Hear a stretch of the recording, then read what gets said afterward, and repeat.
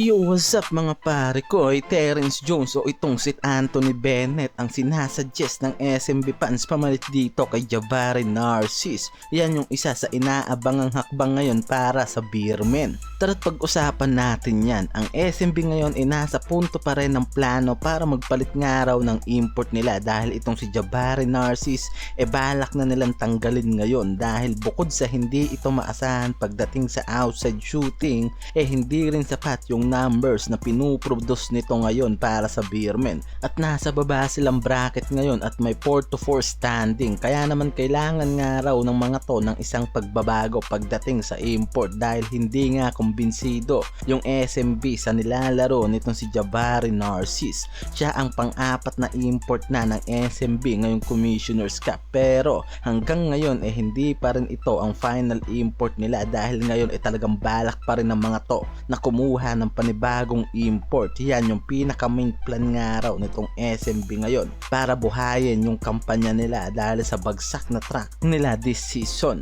Hindi Benny Boatwright or Chris McCullough mga pare ko ang nasa option ng mga to ngayon dahil ang nare-report na pwede nga raw ma-acquire ng SMB it's either Terence Jones or itong former NBA na rin na si Anthony Bennett. Tama kayo mga pare ko, yan yung dalawang pinagpipilian nitong SMB na maaari nilang kuning pamalit para kay Jabari Narcisse dahil nanganganib ngayon itong SMB kung magpapatuloy pa rin nga raw ang bagsak na performance ng mga to sa kamay ni Jabari Narcisse kaya kailangan nga raw na gumawa agad ng malaking hakbang itong Beermen sa pagpapalit nila ngayon ng import. Itong si Terence Jones kasi mga pare ko yung isa sa tinitignan dyan lalo't ngayon nga raw walang liga itong pinaglalaroan international. Si Jones yung naging best import sa Token Text at yung rights nga raw nito hanggang ngayon nandito pa sa tropang giga pero yung mga lumalabas ngayon na report pwede na nga raw itong kunin ng SMB dahil parang hanggang ngayon nga wala ng interest itong Token Text dito sa import na to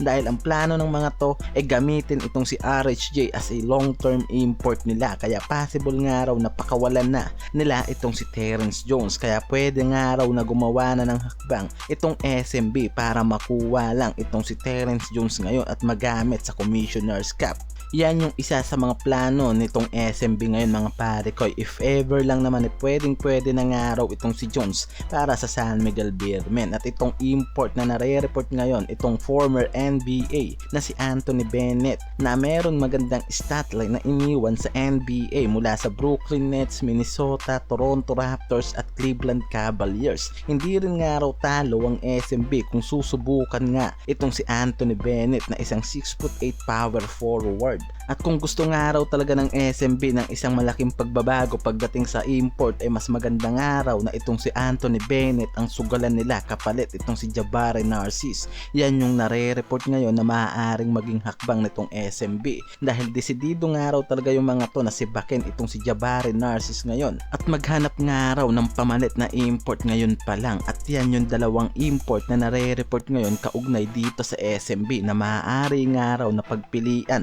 ng Beermen. It's either Terence Jones o itong si Anthony Bennett.